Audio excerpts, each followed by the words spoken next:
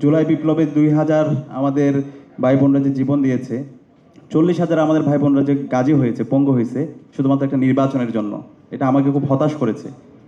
এই অন্তর্বর্তীকালীন সরকার রক্তের উপর এসেছে। আজকে যে আমরা আজাদি পেয়েছি শহীদদের রক্তের উপরে, সেখানে তিনটা বিষয় ছিল। একটা হলো আমাদের গণহত্যার বিচার করা, এই ফ্যাসিবাদী রাষ্ট্র কাঠামোকে ভেঙে চুরমার করে দেওয়া, নতুন রাজনীতি সংস্কৃতি বিনির্মাণ করা এবং একটি ফ্রি ফেয়ার ক্রেডিবল ইলেকশনের ব্যবস্থা করা।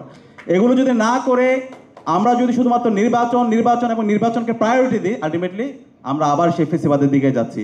নির্বাচন অবশ্যই দরকার, নির্বাচন নির্ধারিত সময় হবে এবং ঐক্যমত্য কমিশনের রিপোর্ট এসেছে, সেটা যদি আমরা সেটেল না করে সেই নির্বাচনের দিকে যাই তাহলে আমরা আবার প্রতারিত হব।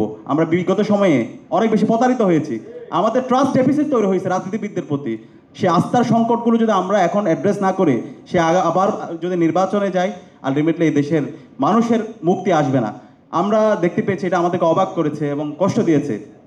ঐক্যমত্য কমিশনের যে সুপারিশ এসেছে, এমন এমন জায়গায় নোট অফ ডিসেন্ট এসেছে যেগুলো ছাত্র সমাজকে হতাশ করেছে।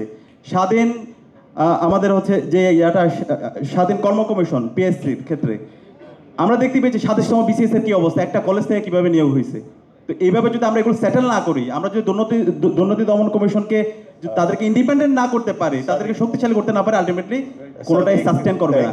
তো আমি অনুরোধ করবো, এখনো সময় আছে। আমরা চাই আমাদের দেশের যত রাজনৈতিক দল আছে এখনই সময় একটা কনসেনসাসে আসার, জাতীয় ঐক্যমত্যের ভিত্তিতে একটা পূর্ণাঙ্গ বাংলাদেশকে ন্যাশন হিসেবে বিল্ড আপ করার, এর ভিত্তিতে আগামীর বাংলাদেশ নির্মাণ করা। এটা যদি করতে ব্যর্থ হয়, যারাই করতে ব্যর্থ হবে তারাই আগামীর বাংলাদেশে তাদের রাজনীতির জন্য কঠিন হয়ে পড়বে। এখনকার যে জেনারেশন জুলাইয়ের মাধ্যমে তৈরি হয়েছে তারা আর কাউকে ভয় পায় না। কেউ যদি ফেসিস্ট হইতে চায়, কেউ যদি ফেসিবাদের উপাদানগুলো রেখে দিতে চায়, সেগুলোকে সমর উৎপাদন করতে অসহযোগিতা করে, তাহলে পরিণতিটা এটা সবার জন্য খারাপ হবে। আমি অনুরোধ করবো এই জায়গায় সবাই আমরা সহযোগিতা করবো, আমরা সবার কল্যাণ কামনা করছি।